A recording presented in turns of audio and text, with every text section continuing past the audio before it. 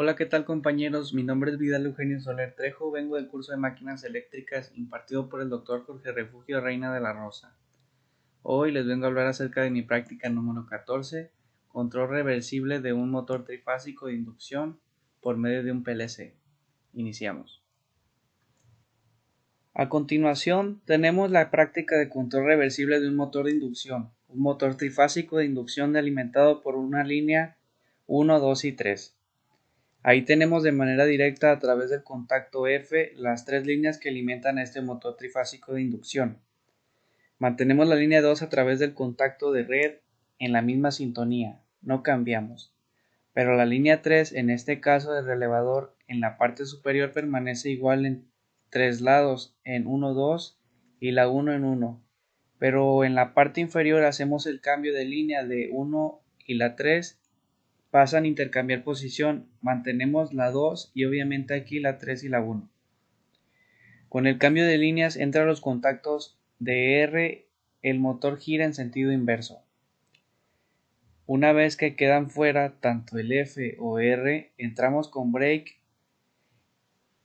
con corriente directa y frenamos la máquina. Entonces, esto es cuando entramos con los contactos F o R, se produce un campo magnético giratorio y el motor empieza a dar vueltas. Una vez que libramos de la energía trifásica, entramos con la corriente directa y a través de los contactos break se produce un campo magnético estático que hace que frene la flecha. De esta manera funciona el control reversible. Para ello, utilizamos nuestro circuito de control a través de un PLC simple. Este lo alimentamos con una línea 110 y utilizamos las entradas I3, I4 y 5. Esto es, con la Q1, activamos la bobina F, cerramos los contactos F y el motor gira en un sentido. Con la bobina R, una vez activa, cerramos los contactos R, invertimos en las líneas 1 y 3 y el motor da vuelta en otro sentido. Para esto, estamos usando un diagrama de programación, el cual es el siguiente con la entrada 3. Le damos la salida a Q1, lo ponemos en set y con I5 la reseteamos. Las salidas tanto 1 como la 3, antes pues también con I4 le damos salida a Q3, que es el reversible, el motor da vuelta en otro sentido y con I4 reseteamos ambas salidas. Ahí tenemos una protección eléctrica tanto en Q1, Q3, esto es cuando activamos la bobina F. Este normalmente cerrado se abre para que no vuelva a entrar R y viceversa. Una vez que activamos R se abre el contacto normalmente cerrado para que no entre F. Es una protección con relevadores que nosotros los hacemos aquí con Q1 y Q3. En este caso Q3 testado y Q1 testado, que serían el contacto normalmente cerrado, y pues este es nuestro circuito de potencia.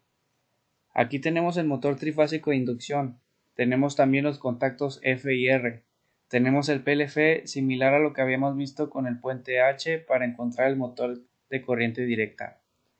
A través de este relevador, que es el break, tenemos un puente de diodos, le insertamos corriente directa a la máquina para obtener el frenado dinámico.